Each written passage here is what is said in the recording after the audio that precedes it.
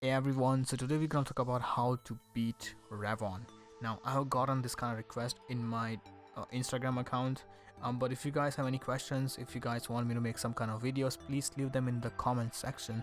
And if you guys are really enjoying it, I'm getting serious about my content. I'm gonna have a lot of content in the future, so please like that button and also subscribe. And with that, we're just straight up going to discussion. So Revonn is such an oppressive deck, but it does have its flaw. Revonn is like one of the deck which is like very fast, and that's the reason why people are not able to deal with it. But we're gonna go on step by step. Now Revonn has a multiple, like I guess not multiple, but like at least two builds, and going over those builds are very important for the last three tips that I'm about to share. And to go over that, we need to understand what Revonn does and how what kind of build it has. But we're gonna go into two typical builds. So the very first build is like a very aggro, like multi attacks, and to recognize this build you will see they are running Tidal Assault sometimes, or they are running like a weak restanders, or something like, you know, some other kind of restanders which give you a hint that they are actually running multi-attack builds, and based on that they will have a different strategy. And the other build that is my particular build, which is Thanasis. Thanasis is a card that allows you to have a really high numbers and attack your opponent with, like, you know, with their 5k with like what 50k or something. So these two strategies requires different tactics, but the very first one, now this I'm talking about general how to beat Revonn. So the very first one would be, do not underestimate Wheel Assault. This card can come out of nowhere and will hit you with the last swing and you will just die. So the reason why you not underestimate Wheel Assault is like this card alone can give them a plus. It can build the field, and it can enable multi attacks. Now you will be completely underestimating this card, and out of sudden, like, you will have a damage trigger and you are like, okay, I'm good, and then at the very end they will pull out that one surprise attack and that will catch you off guard and you will talk on, they can die. The second one, do not ever overestimate these weak multi-attack enablers, or restanders I would rather say, not the multi-attack enablers. So a lot of people focus on, this restander. They think that Aqua Force is, winning because of these restanders, which is kinda true.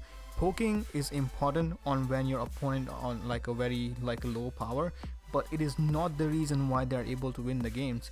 You will be diverted with this kind of restanders, and you will be focusing on a completely different direction, and the cards like Wheel Assault will come out of sudden and just hit you. I mean, not it, but like it will enable a different card to come at you and just swing at you for like, and you will just will have no reason how to guard it, and like not a reason on how to defend it, and then you will just die. And talking about that, we're going on third point: nuke, retire, or destroy, whatever you want to call it, Narissa, Corosol, or Thanasis. Narissa is one of the best card in Aquaverse I've ever received because of the Revonn.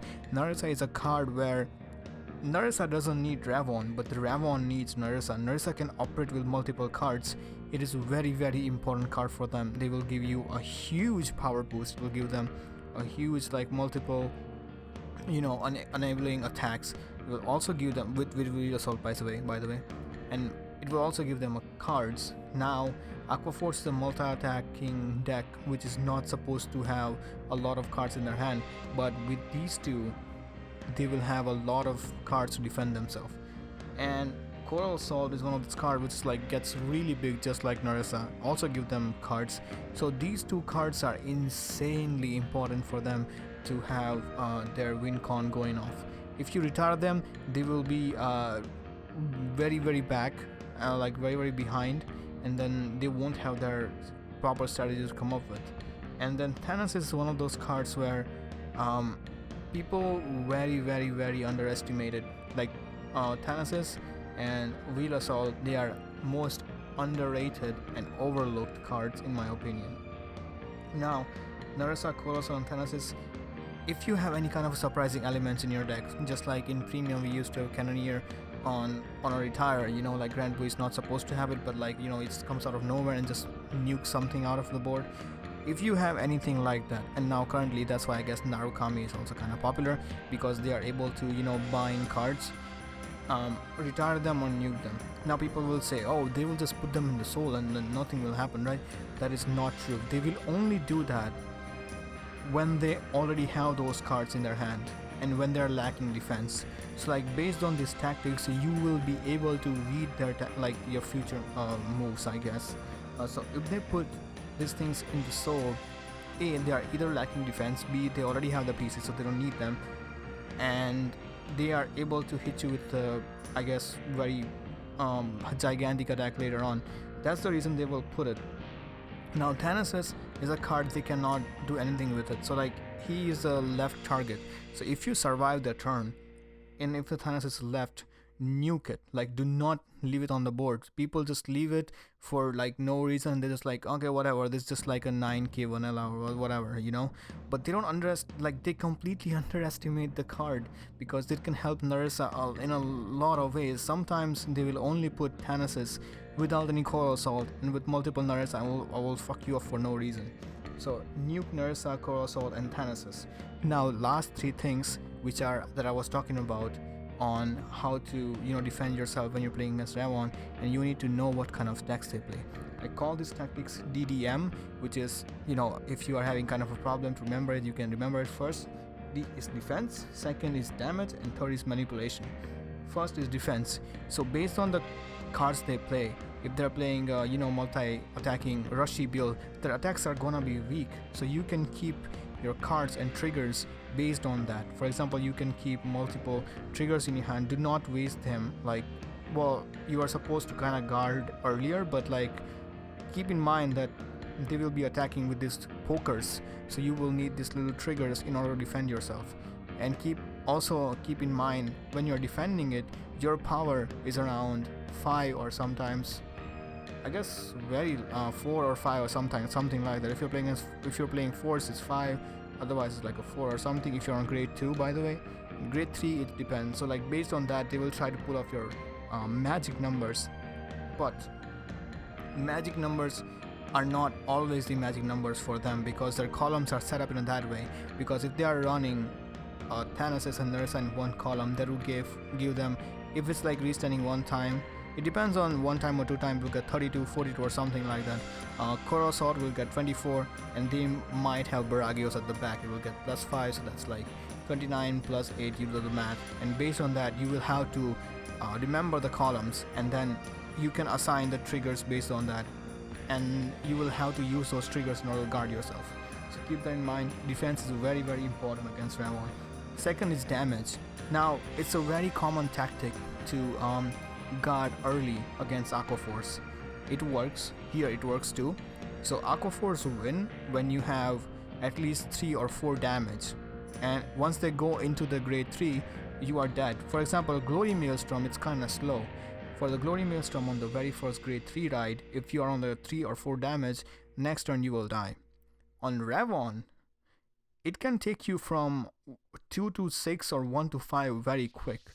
So if you are managing, if you're managing your survival, and if you wanna not die, make sure you have taken only 2 or 3 damages before they ride grade 3. And now that's when the variants come into place. If they're running this high aggro build, their grade 2 games will be super strong.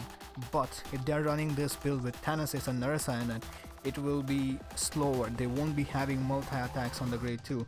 Only sometimes, not all the time, only sometimes. And when the grade 3 becomes like gigantic, that's when their game starts. Then they will place multiple Narissa, Thanasis, Coral Assault, and they will come at you with the full string with the Revonn. In order to identify these builds, like the multi-attacking build has normally Untitled Assault in it, and the high power kinda go hard ones would be Thanasis. These two are like main cards to identify, because based on these assumptions they will attack you.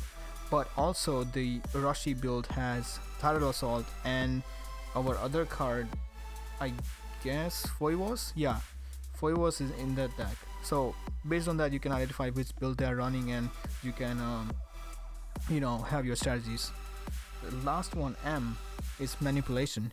Now, as I said, surprising elements can caught them off guard.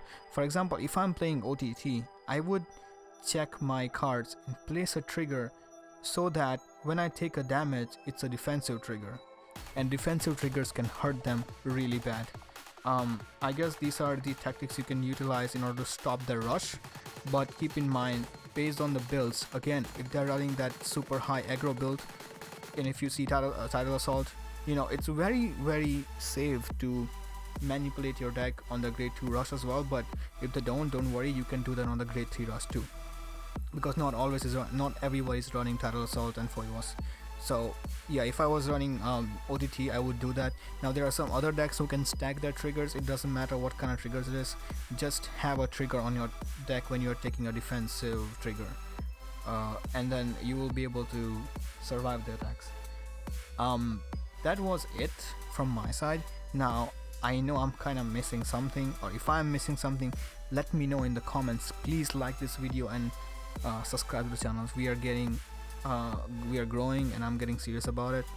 And also, if you agree with me, let me know. If you disagree with me, come at me. Like, you know, you can just place your views, everything on the comment section, and we will talk and we will see where it goes. But I'll see you guys in the next video.